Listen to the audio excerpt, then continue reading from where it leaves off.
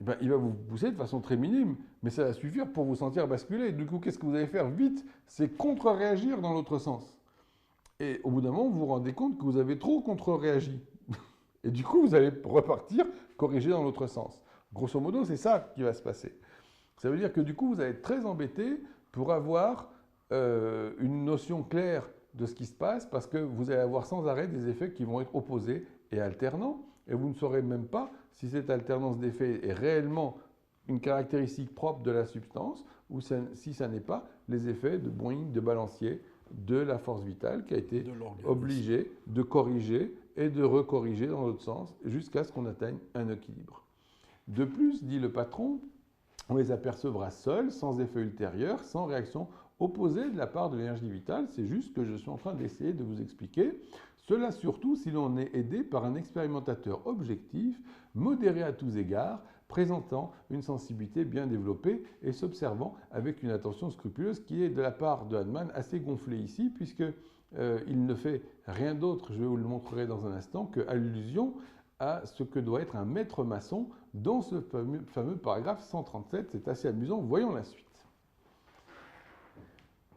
Alors, là, ici, j'aurais dû vous le mettre en bleu, j'ai merdé, c'est bien donc le texte de l'organon qui continue.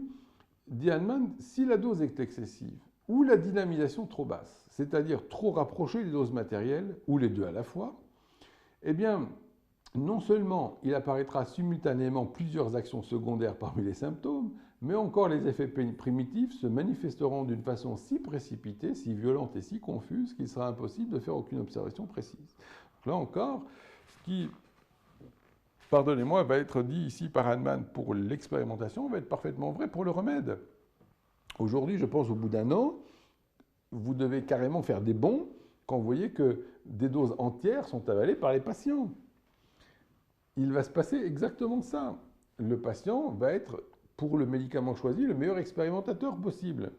Et donc, quand vous lui balancez une telle dose, tout ce que vous allez avoir, c'est des effets primitifs qui vont se manifester de façon précipitée, etc., etc. Et vous avez des gens qui sont très très fiers d'aggraver leur patient et de dire, regardez, c'est magnifique, j'ai une aggravation, donc le patient va aller mieux. Ben non, parce que vous allez totalement brouiller le signal, la réponse de la force vitale, et tout ça, c'est la suite qui va arriver, le danger.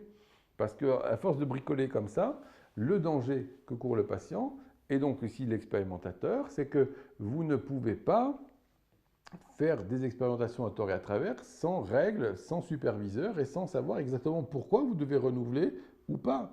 On l'a dit dans les exemples précédents. Et regardez ce qu'il dit encore le patron. Il dit ça représente un danger. Ceci est vrai pour l'expérimentateur et est encore, là encore, du coup, finalement, 1000 fois plus vrai pour le patient, que ne saurait envisager avec indifférence celui qui respecte ses semblables et voit un frère jusque dans les derniers hommes du peuple. Ah, comment sort-il ça ici? On va voir un petit peu où ça nous amène. Donc, bien sûr, l'administration de la dose qui est captée par la force vitale, je vous en ai parlé longuement en préambule avec cette histoire de topologie, de déformation de sphères, de formes en 3 dimensions qui sont à la base une sphère en 3D mais qui va être tellement étirée dans tous les sens pour s'adapter à la forme de l'organisme qu'on va avoir notre topologie particulière.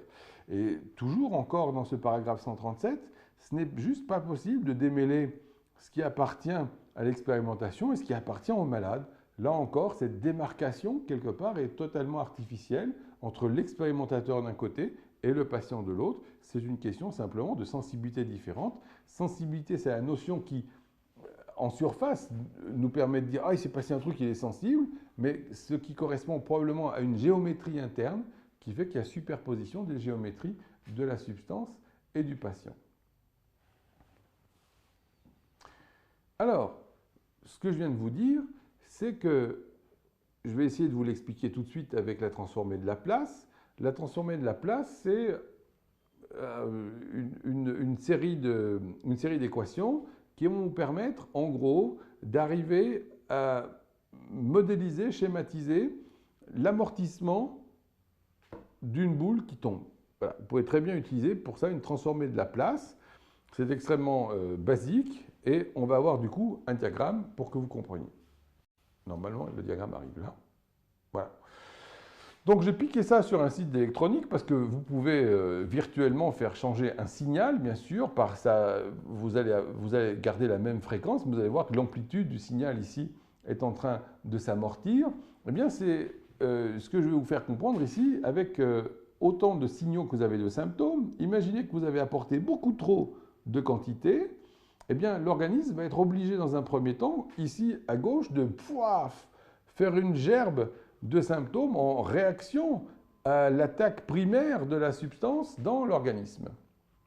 Et comme il est allé trop dans une direction, comme il a été obligé de contrer trop fort dans une direction, ce que je viens de vous prendre l'exemple du bord du trottoir, eh bien, vous allez être obligé d'amortir dans l'autre sens.